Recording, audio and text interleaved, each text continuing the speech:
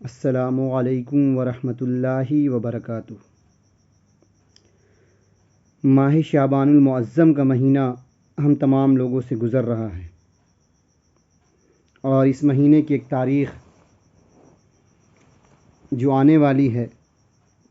نصف شعبان کی تاریخ، یعنی 15ویں تاریخ کی شب، جسے ہم اور آپ تمام لوگ شب بارات کی رات سے جانتے ہیں۔ بڑی برکت و مغفرت والی رات ہے، اور بڑی ہی فضیلت والا یہ مہینہ ہے، اور بڑی ہی فضیلت والی شب بارات کی رات ہے۔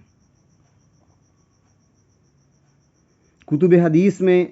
اس مہینے کی بھی فضیلت موجود ہے، اور نصف شعبان کی بھی فضیلت موجود ہے۔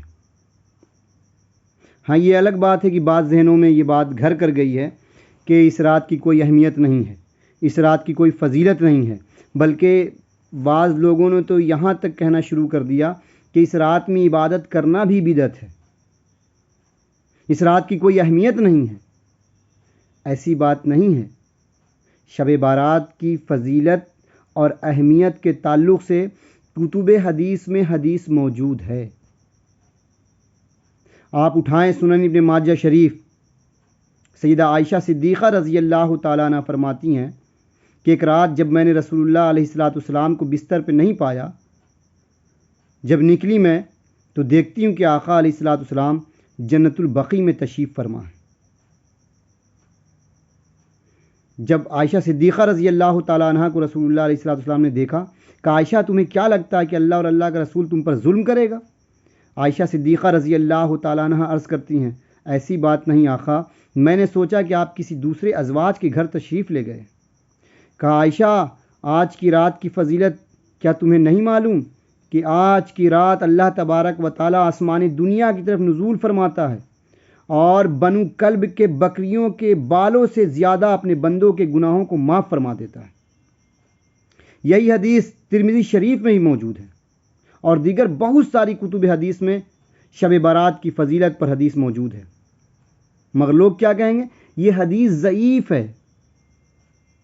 اگر حدیث ضعیف ہے تو اس کا مطلب یہ کب ہو گیا کہ اس پر عمل کرنا جائز و درست نہیں ہے؟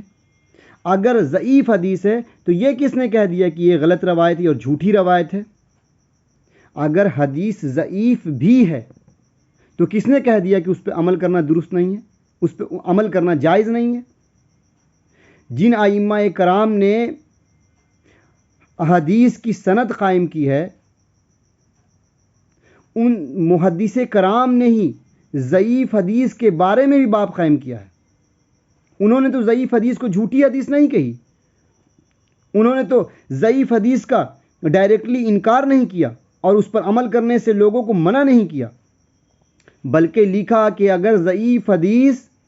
فضائل و مناقب کے باب میں آئے تو اس پر عمل کرنا معتبر ہے اور جائز ہے اور درست ہے۔ بلکہ محدث کرام نے یہاں تک لکھا کہ اگر ضعیف حدیث کئی طرق سے آ جائے تو حدیث کی ذوف ختم ہو جاتی ہے، اور وہ حدیث حسن اور صحیح کا درجہ حاصل کر لیتی ہے۔ مگر بعض لوگوں نے اپنی تنگ دلی کی وجہ سے، کم فہمی کی وجہ سے، کم علمی کی وجہ سے اس طاعت و عبادت والی رات کو، اس بخشش و مغفرت والی رات کو بھی بدعت کی رات کہہ دی اور جہالت کی رات کہہ دی۔ افسوس ہے ان جیسے لوگوں کے علم پر اور ان کے عقلوں پر،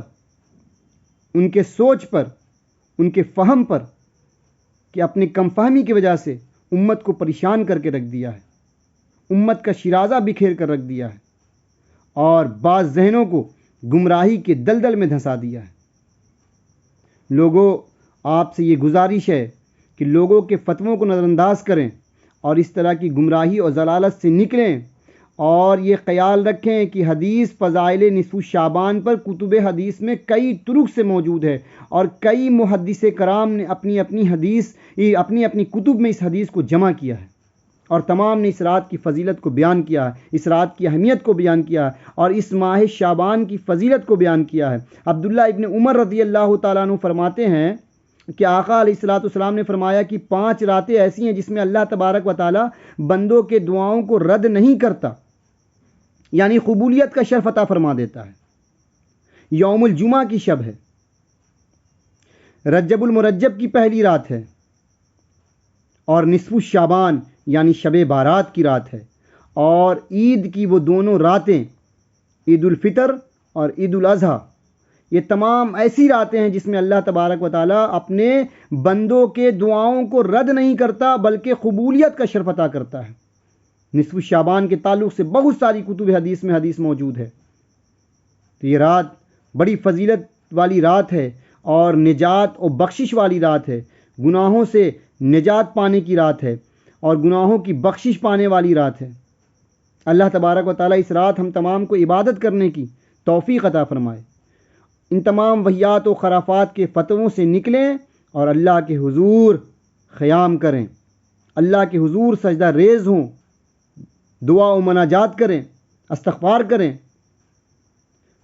مولا کائنات علی المرتضیٰ رضی اللہ تعالیٰ عنہ فرماتے ہیں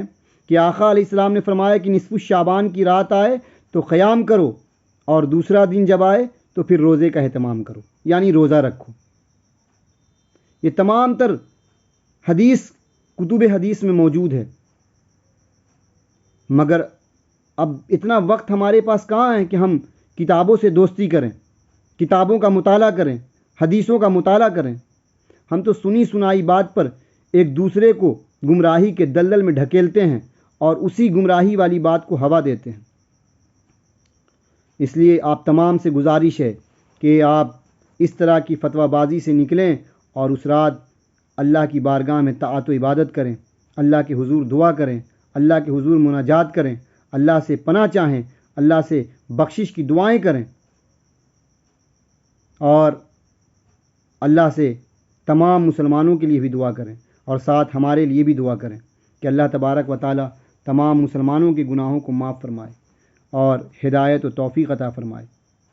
بڑی فضیلت اور بڑی اہمیت والی رات شب بارات کی آنے والی ہے۔ ہم تمام اس رات کو اپنے لیے خاص بنائیں، اپنے عزو و اقارب کے قبروں پر جائیں، حاضری دیں۔ اس سے روکا نہیں گیا، اس سے منع نہیں کیا گیا۔ جائیں، اپنے عزو و اقارب کے لیے بھی اللہ کی بارگاہ میں ہاتھ اٹھائیں اور ان کی بخشش و مغفرت کی دعائیں کریں، مگر رات کا کچھ حصہ اپنے لیے خاص کریں کہ تنہائی میں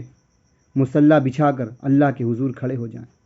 اپنے جبین نیاز کو اللہ کے حضور رکھ دیں اور اللہ سے اپنے گناہوں کی بخشش کی دعا کریں، اللہ کی بارگاہ میں مناجات کریں، استغفار کریں، درود پڑھیں، دعائیں مانگیں، بھیک مانگیں اللہ کی بارگاہ میں۔ تو ایسی طاعت و عبادت کے لیے بھی وقت نکالا جائے کہ جس طاعت و عبادت کا گواہ صرف اللہ رب العالمین کی ذات ہو۔ ایسا نہ ہو کہ رات بھر ہم قبرستان دوڑتے چلیں